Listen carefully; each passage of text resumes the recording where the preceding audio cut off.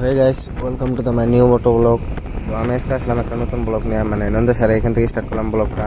আশা করি অনেক অনেক মজা হবো। মানে ওয়েদারটাও খুব মজার একটা লাগতেছে আমার কাছে, মানে ভিউটা দেখো, অল দ্য বেস্ট, একটা মজার একটা ভিউ, মানে খুবই মানে এত একটা মজা লাগছে আমার কাছে যে কবা লাগা নাই।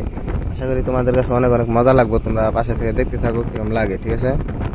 সো মানে আমি আর কি অতটুকু ব্যবহার আসছিলাম না যে ব্লগটা আমি এখান থেকে স্টার্ট করবো। সো আশা করছি মানে ব্লগটা স্টার্ট করছি যদি ভালো হতে হবে, অনেক অনেক মজা হবো।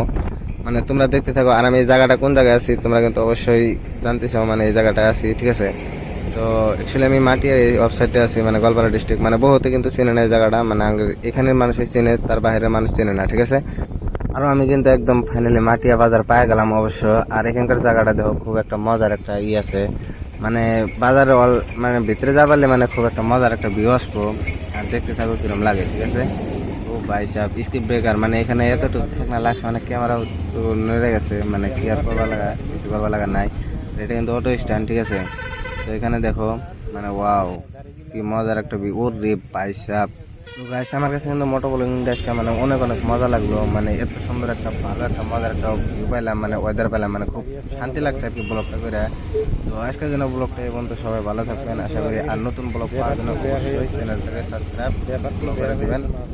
আর কোনে যা লাগে অবশ্যই জায়গাটা আমাকে কমেন্ট করে দিবেন, আমি ওইখানে যাওয়ার চেষ্টা করবো, ঠিক আছে? সবাই ভালো থাকবেন।